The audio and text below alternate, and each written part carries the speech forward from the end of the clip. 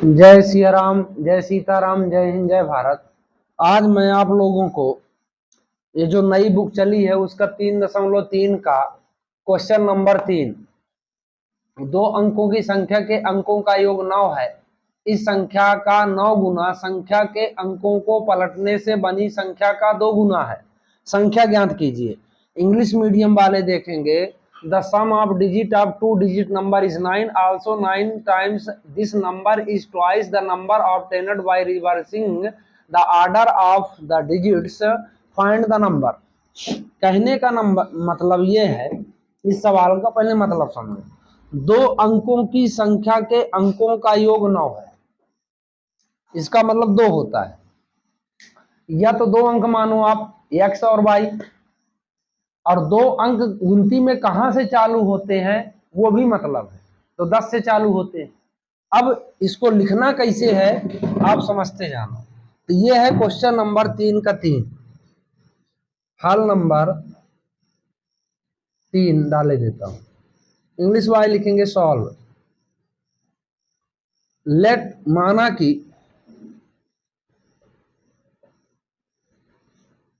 पहली संख्या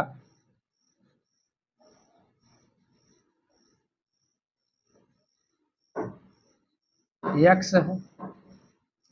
late the first number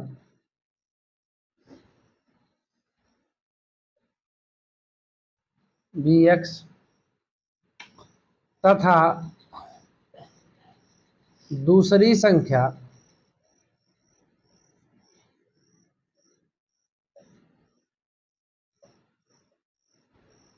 y बराबर y and second number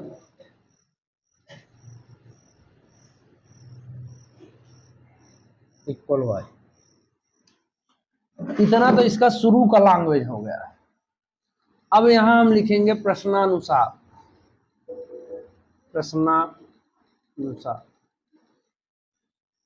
ATQ, English वाले लिखेंगे ATQ।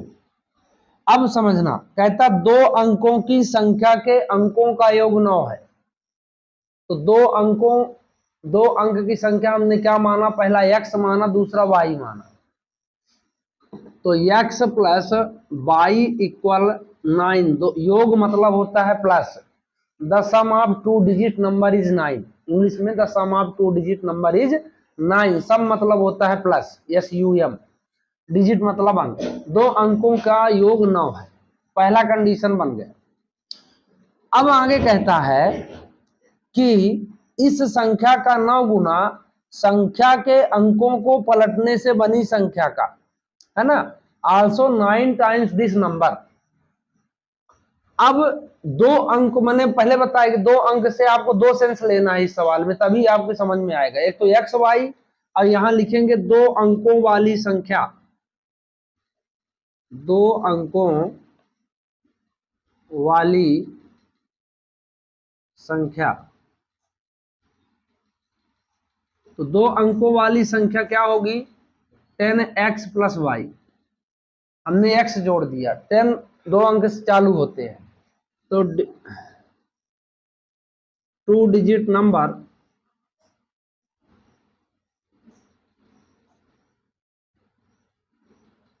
इक्वल, ये हो गया।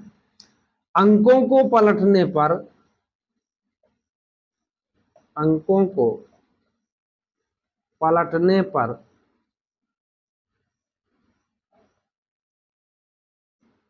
प्राप्त संख्या, प्राप्त संख्या, अंकों को पलटने पर प्राप्त संख्या, हाँ पलटने। तो अंकों को पलटने पर मतलब इसको इधर ले लेना है, 10y प्लस x हो जाएगा, मतलब इसका क्रम बदल देना है। ऐसा नहीं कि 10 का क्रम नहीं बदल देगा, 10 10 के ही जगह रहेगा। ये इकाई का दहाई, दहाई का इकाई, वंश का टेंस, टेंस का वंश हो जाएगा, बस, है ना। तो यहां लिखेंगे इंटरचेंजिंग नंबर, इंटर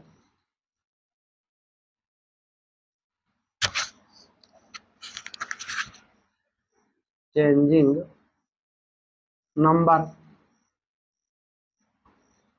तो ये हो गया। अब कहता है कि इस संख्या का 9 गुना, इसका 9 गुना 10x प्लस वाई, इसका 9 गुना प्राप्त संख्या, मतलब ये प्राप्त हुई संख्या, प्राप्त संख्या का मतलब पलटने पर बनी संख्या जो है उसका 2 गुना है। तो 10y प्लस एक्स 2 गुना है ना। इंग्लिश मीडियम वाले also 9 times this number is twice the number obtained by reversing the order of digit. Order reversing the order of digit का मतलब ये ऑर्डर ऑफ डिजिट था उसको हमने चेंज किया, तो रिवर्सिंग नंबर क्या कहलाया। यहाँ रिवर्सिंग नंबर भी लिख सकते हो या इंटरचेंजिंग नंबर, कोई गलत नहीं है। अब 9 का 10 में इंटू करोगे 90x, 9/2 का 10 में 20/2 का x में 2x हो जाएगा कि नहीं हो जाएगा। अब x x वाले एक साइड, y y वाले एक साइड, तो इसमें हम लिख देंगे कि 90x minus 2x plus 9y, अब इसको भी इधर लाएंगे तो -20y इक्वल 0 हो जाएगा कि नहीं। ठीक, अब इसके बाद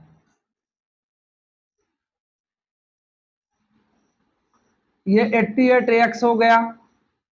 अब ये बड़ी संख्या का चिन्ह लिया जाता है तो 11y बराबर 0, इसमें 11 कॉमन ले सकते हो तो 8x माइनस वाई इक्वल 0, और ये 0 ये 11 उधर चला जाएगा तो लेफ्ट हो जाएगा, मतलब 0 हो जाएगा बराबर 0। Equation second, equation second. अब यहां तुम लिख सकते हो कि from equation first and second, Hindi medium वाले लिख लेंगे समीकरण 1 और 2 से। तो एक है x प्लस वाई इक्वल 9 और दूसरा हो गया 8x माइनस वाई इक्वल 0। ये कट गया, ये 9x हुआ क्योंकि हम साइन चेंज नहीं करेंगे, तो x बराबर 9/9, ये कट गया 1 आ गया। ठीक, अब आगे की बात तो समझ गए ना। फिर मिटाने से पहले आप लोग समझ लो कि इस सवाल में 2 सेंस लेना है 2 अंकों का, एक तो एक्स वाई और दूसरा संख्या 2 अंक कहां से चालू होती है 10 से, तो 10 से बनाना है 2 अंकों वाली संख्या और उसको पलट देना क्रम, इसका एक्स की जगह वाई, वाई की जगह एक्स कर दो, बात खत्म। फिर 9 गुना कहता है संख्या का 9 गुना, है ना। इंग्लिश वाले तो जल्दी समझ जाएंगे क्योंकि उसमें लिखा है कि रिवर्सिंग नंबर, है ना। तो रिवर्सिंग नंबर समझ जाओगे कि ये इसका उल्टा किया गया, है ना। अब आगे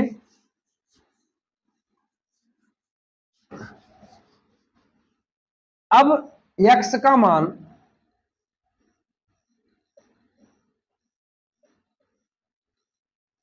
समीकरण 1 में रखने पर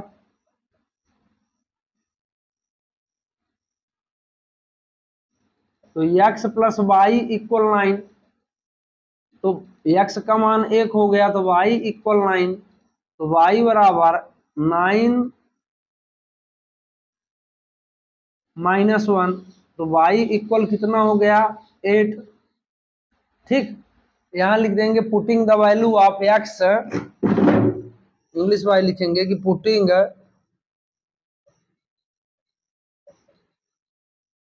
the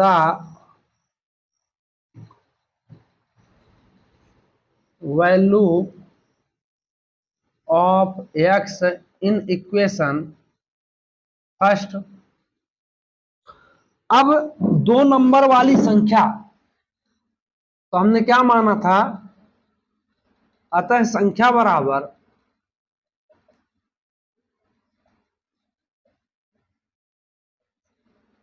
ten x plus Y हमने संख्या माना था, तो 10 इंटू एक्स का मान 1, ये हो गया आपका 10 × 10, 8 बराबर 18, दैट इज आंसर। समझ गए। इस तरह आप इसको लगा लेना। फिर समझ लो कि इसमें दो सेंस मानना है, एक्स और वाई, और फिर इसके बाद मानने के बाद जब दो अंकों वाली संख्या फिर से लेंगे तो 10x प्लस वाई, उनका क्रम चेंज करेंगे, वाई की जगह एक्स, एक्स की जगह वाई रख के आप लोग निकाल सकते हो। ठीक है, अब आगे के सवाल देखते हैं। मीना 2000 निकालने के लिए एक बैंक गई, उसने खजांची से 50 रुपए और 100 रुपए के नोट देने के लिए कहा। मीना ने कुल 25 नोट प्राप्त किए, ज्ञात कीजिए कि 50 और 100 के कितने नोट थे। Meena went to a bank with withdraw 2000. She asked the cashier to give her 50 and 100 notes only. Meena got 25 notes in all. Find how many notes of 50 and 100 she received. कुल मिला के देखिए, समझना बात यह है कि इसमें टोटल अमाउंट 2000 है, टोटल अमाउंट 2000 है, और अमाउंट क्या वाला, जो 2000 में टोटल नोट है वो है 25, उसमें से कुछ नोट 100 की हैं और कुछ नोट 50 की हैं। अब हमको जो है उन नोटों के संख्या को बताना है। ठीक है, तो हमको दो चीज तो इस सवाल से मिल गई कि नोटों की संख्या 25 है, मतलब x प्लस वाई बराबर 25। अब 50 x और 100 वाई मिलके 2000 बनेंगे, ये भी फिक्स है, मतलब ये दोनों नोट 2000 से ज्यादा नहीं हो सकते। तो ये हो गया आपका चौथा नंबर हल। इंग्लिश वाई लिखेंगे सॉल्व, यहां लिखेंगे कि माना कि ₹50 के नोटों की संख्या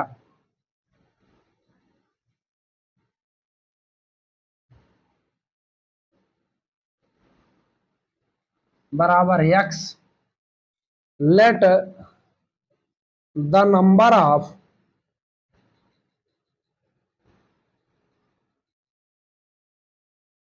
नोट्स, नहीं ₹50 नोट्स इक्वल x, तथा ₹100 के नोटों की संख्या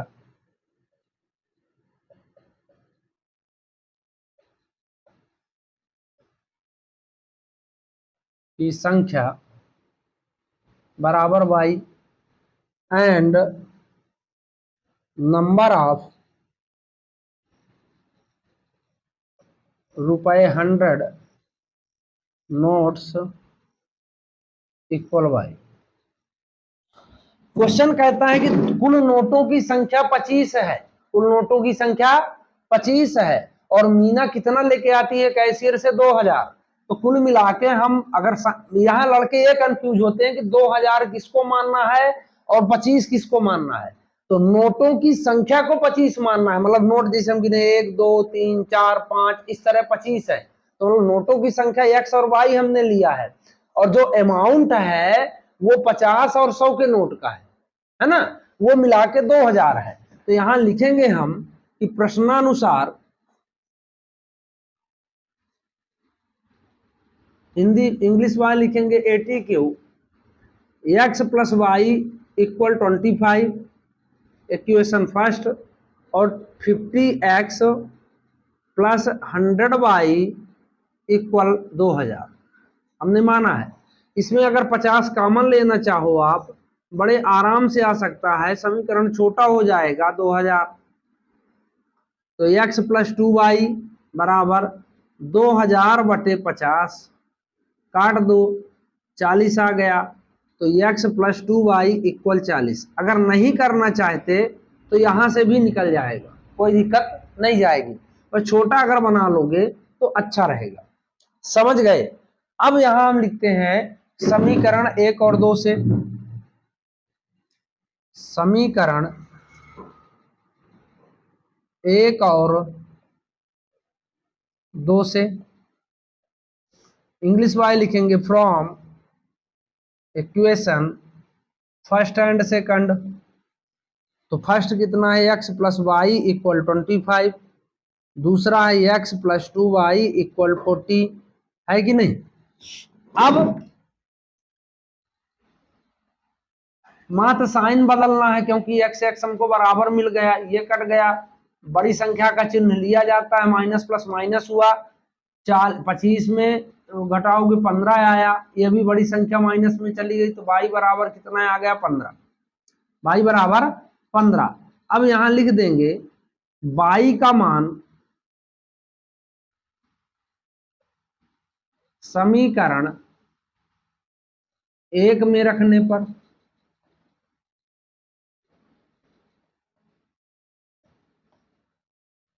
इंग्लिश वाले लिखेंगे कि पुटिंग द वैल्यू ऑफ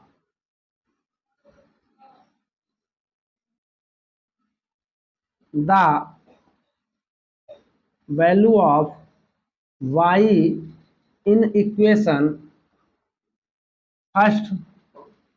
ठीक, समझ गए ना। तो नोटों की संख्या को x मानना है, उसका अमाउंट वैल्यू 2000 है, नोटों की जो अमाउंट वैल्यू है वो 2000 है, इतना समझ के समीकरण बनाना है। अब समीकरण 1 में जब मान रखेंगे हम, तो x प्लस y का मान कितना है 15 बराबर 25, तो x इक्वल 25 माइनस 15, ये प्लस है उधर जाएगा माइनस हो जाएगा, तो x बराबर 10 आया। हमने x 50 रुपए का नोट माना था और 100 रुपए का नोट हमने y माना था। अब दोनों को अगर आंसर भी चेक कर सकते हो, कोई दिक्कत नहीं है, जो भी सवाल आएगा उसको चेक कर सकते हो बड़े आराम से। तो आता है रुपए 50 के नोट बराबर नोटों की संख्या बराबर, ऐसा लिखो, संख्या बराबर 10। सो इंग्लिश वाले लिखेंगे सो नंबर्स ऑफ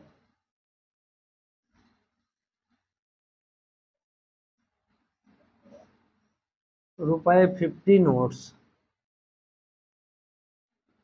इक्वल 10, और रुपए 100 के नोटों की संख्या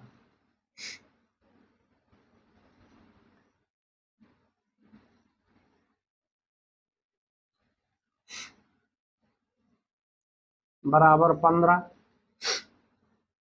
नंबर ऑफ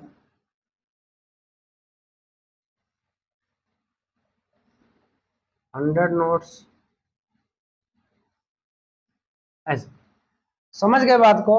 अब देखो, अगर तुम 10 के 50 नोट लेते हो, वो सॉरी 50 के 10 नोट लेते हो तो 500 हुआ कि नहीं हुआ, और 100 के 1500 लेते हो तो 100 गुणे 15 मतलब 1500, दोनों को जोड़ दोगे कितना आएगा 2000।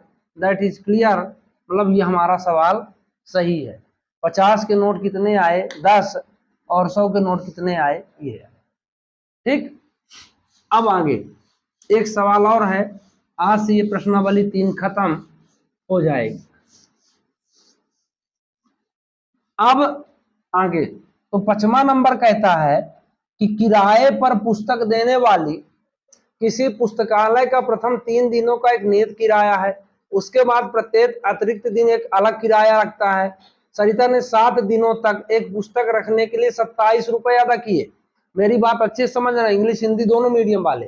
पहले तो आप ये दिमाग रखो कि फिक्स कितने दिन है, 3 दिन फिक्स है, तो 3 दिन तो फिक्स है। अब सरिता ने 7 दिन रखे, तो किराया कितने दिन का दिया, अतिरिक्त किराया 4 दिन का, है ना।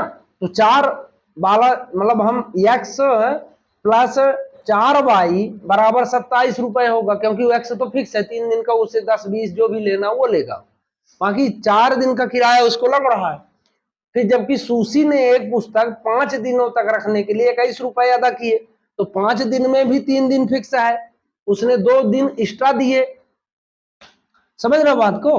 अ lending library has fixed charge for the first 3 days and the additional charge for each day, therefore Sarita paid 27 for a book kept for 7 days, while Sushi paid 21 for the book she kept for 5 days. Find the fixed charge and the charge is extra day। मतलब हमको अतिरिक्त दिन का किराया, नियत किराया और प्रत्येक दिन का किराया, इसी को हमको एक्स माना है। मानना है। नियत किराया फिक्स्ड फेयर किराया और अतिरिक्त एडिशनल है ना, एक्स्ट्रा है ना, फिक्स्ड चार्ज एंड चार्ज आज इज एक्स्ट्रा डे, अतिरिक्त दिन का। तो यक्स किसको मानना है जो सवाल में पूछा जाए, जो क्वेश्चन किया जाए। तो 5वां नंबर अगर हम देखें तो उसमें दो चीज पूछ रहा है, नियत किराया और अतिरिक्त किराया। तो हमने माना कि नियत किराया बराबर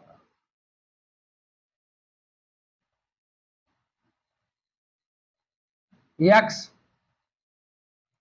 let the fixed CHARGE charge, या फेयर भी कह सकते हो, तो चार्ज, चार्ज लिखा है ना, चार्ज शब्द का प्रयोग हो तो चार्ज लिख दो। चार्ज बराबर रुपए एक्स तथा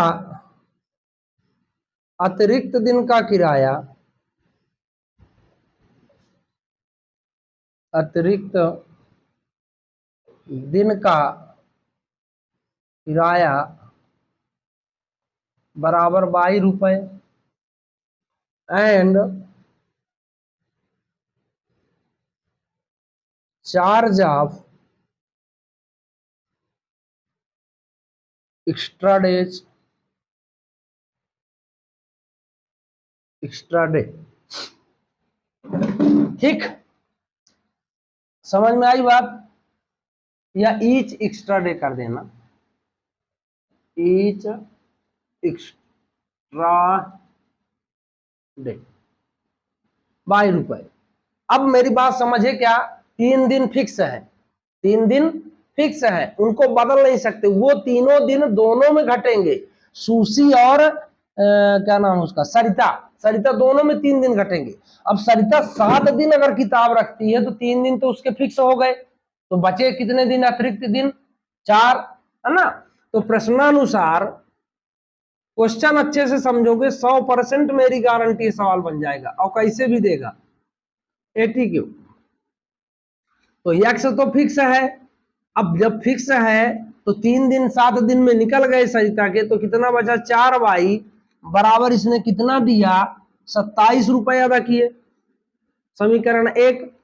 और सुशी जो है 5 दिन पुस्तकें रखती है, तो यक्स तो फिक्स है इसमें भी, और तो 5 दिन रखी ना किताब, हाँ 5 दिन रखी किताब, तो 3 दिन फिक्स है, तो 2y बराबर इसने कितना दिया, 21 रुपए, समीकरण हो गया 2। अब यहां लिख देंगे समीकरण 1 और 2 से इंग्लिश वाई लिखेंगे, from equation first and second. अब x plus 4y equal 27, x plus 2y equal 21। अब बराबर हमको मिला है, गुणा करने की जरूरत नहीं, मात्र साइन चेंज करना, ये कर दिए, ये 2y आ गया बराबर 27 में 21 घट गया 6 आया। अब y का मान, y 2y बराबर 6 है, तो y बराबर कितना होगा, y बराबर 6/2 या 6/2, 2 3 जा 6, तो y इक्वल 3 आया। अब y का मान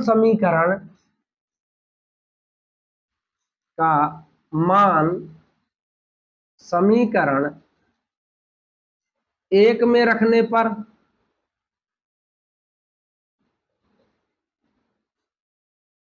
इंग्लिश वाई लिखेंगे, पुटिंग द वैल्यू ऑफ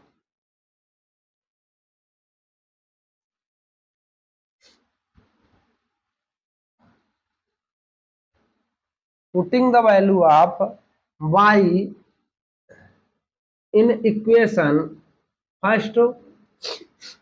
अब तो x प्लस 4 इंटू वाई का मान कितना है 3 बराबर 27, तो x प्लस 4×3 = 12 बराबर 27, तो x बराबर 27 माइनस 12, तो x बराबर 27 में 12 घट गए तो 15 आया, 15 रुपए फिक्स है।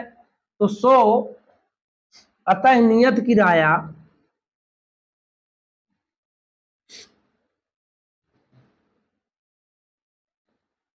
किराया बराबर 15 रुपए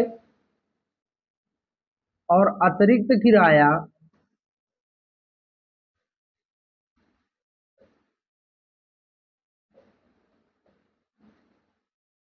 कितना आया, 3 रुपए। ठीक है, अब यहाँ नियत किराए वाले देखो, इंग्लिश वाले यही फिक्स्ड चार्ज इक्वल 15 रुपए और charge of each extra day, charge of each extra day equal 3 रुपए। तो मेरी बात समझ में आई है कुछ इस क्वेश्चन में? इस क्वेश्चन में मात्र लड़का कहाँ कंफ्यूज होता है, मैं बता रहा हूँ कि मतलब लड़का ये नहीं समझ पाते, मतलब लड़का या लड़की कोई भी छात्र हो, तो इसमें ये नहीं समझ पाते कि भाई उसने कह दिया 3 दिन फिक्स है, वो 3 दिन दोनों के लिए फिक्स है, चाहे वो 5 दिन रखे चाहे 4 दिन रखे, एक्स्ट्रा दिन वो 3 दिन घटाने के बाद ही बनाना है ना। तो जब हम एक्स 3 दिन फिक्स है, ये जो सरिता है 7 दिन रखी, तो इसके लिए अतिरिक्त दिन 4 आए। सूसी जो है 5 दिन रखती है, तो 5 में 3 घट गया, 2 आया। अतिरिक्त किराया इतना देती है, बना लिए, जो बराबर है, गुणा करने की जरूरत नहीं, चिन्ह बदल दिए, बाई का मान आ गया, बाई का मान कहीं भी उठा के रख दो, चाहे 1 में चाहे 2 में, कहीं भी रख दो, तो उतना आ जाएगा। अब ये आपका आंसर हो गया। तो मैं आशा करता हूं कि ये वीडियो आपको पसंद आई होगी, तो चैनल को लाइक सब्सक्राइब शेयर जरूर कीजिए। जय हिंद, जय भारत।